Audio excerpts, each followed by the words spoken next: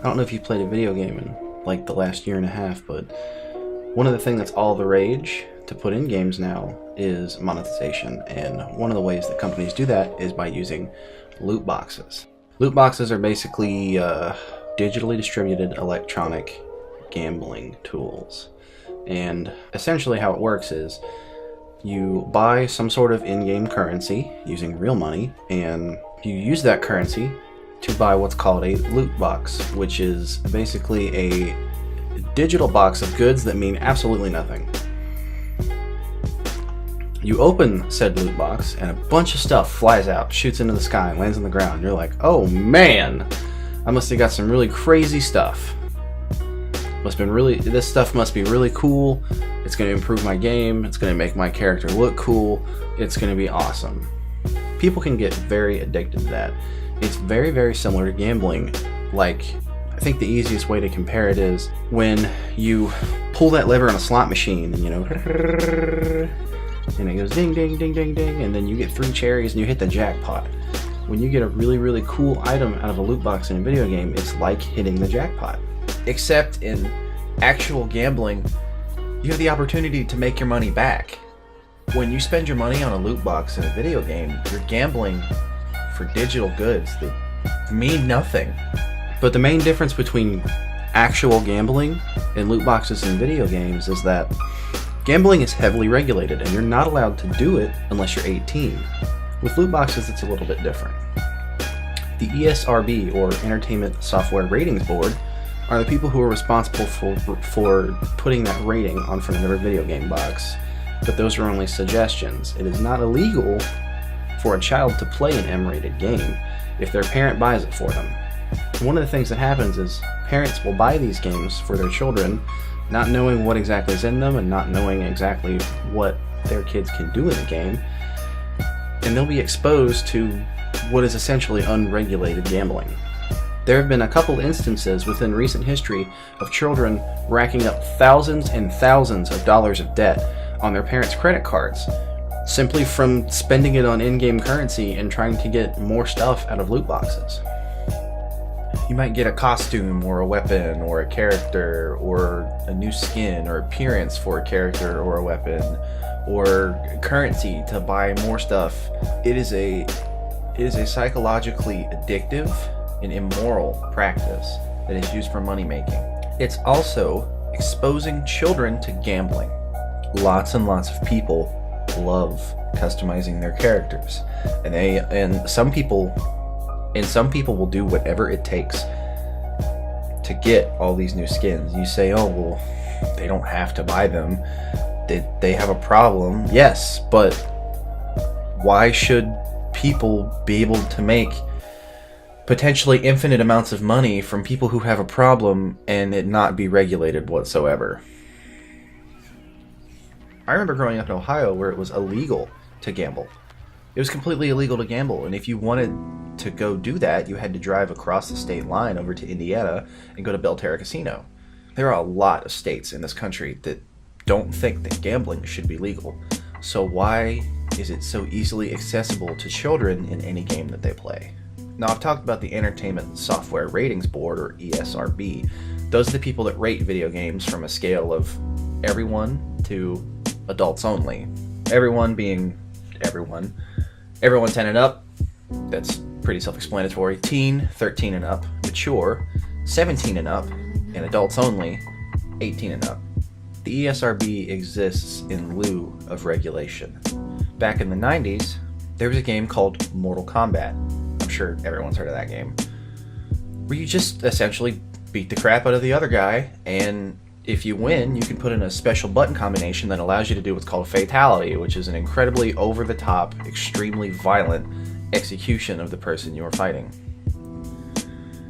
You look at the graphics, you look at these graphics and you think, oh, this isn't that bad, but in the 90s it was the most realistic depiction of violence, and people were going insane. Oh, won't somebody please think of the children? Look how far games have progressed graphically nowadays.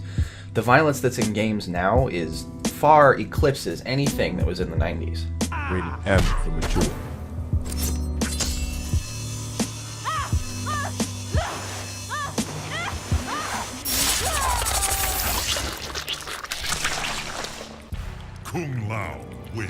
Flawless victory. Fatality. But the government saw this and saw the outrage that it was creating, and they were prepared to regulate video games. Well, the ESRB, Entertainment Software Ratings Board, stepped in and said, no, hold on. We will determine the rating of these games, and we will make a system so children will have a harder time accessing adult content.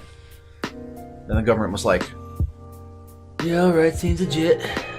The whole controversy about loot boxes exploded in December when the game Star Wars Battlefront 2 came out, and the buy a loot box to get a better gun or character thing was taken to a whole new level, where the entire progression system of the multiplayer version of the game was based on loot boxes.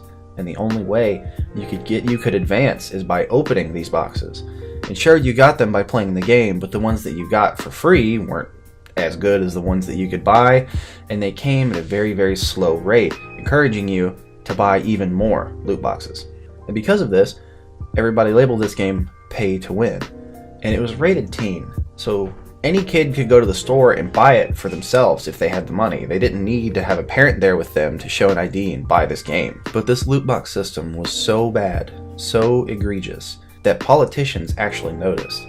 Hawaii State Representative Chris Lee was one of the first politicians who took notice of this loot box craze and tried to do something to regulate it. He proposed House Bill 2686. This is from an article on ArsTechnica.com, citing the State Representative for Hawaii, Chris Lee, proposed House Bill 2686, which basically says that the bill would prohibit retailers, including those that operate online, from selling games that include a system of further purchasing a randomized reward or rewards to anyone under 21 years of age. Essentially, regulating fake gambling in games as real gambling. There was also another bill from Hawaii, House Bill 2727, that would require game publishers to publicly disclose the odds of obtaining specific items from randomized loot boxes in their game. Which it completely blows my mind that this is not a thing in America, because China already does this and says you have to disclose the odds of getting an item from your loot boxes if people are going to be paying money for these things. Continuing down in the article, this continues talking about the bill, talking about the psychological, addictive, and financial risks. In arguing the need for legislation, the bill's text says that modern loot boxes employ predatory mechanisms designed to exploit human psychology to compel players to keep spending money in the same way that casino games are so designed. Those randomized items offer the same psychological, addictive, and financial risks as gambling, the bill reads, offering items that can often be cashed out in online marketplaces. As early as January 2018, congressional representatives from Washington State joined the fight against loot boxes in video games. There's even legislators from Indiana that are getting involved in this. According to psychiatry.org, the gambling disorder is something that involves repeated problematic gambling behavior that causes significant problems or distress. It could also be called gambling addiction or compulsive gambling. And it's often said that having a gambling addiction can easily lead someone into an alcohol addiction or vice versa. And I know that if I had thousands of dollars of gambling debt, I'd probably be an alcoholic too. Just imagine putting yourself in a parent's shoes of a child who's racked up an $8,000 loot box debt. Like, what are you gonna do? I know what I'd be doing in that situation. Pull up. Frank. Headshot. Frank. Sit down. Frank.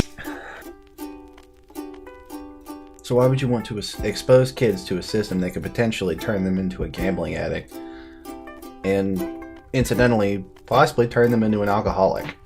It's something that's ruining gaming as a whole for everyone involved.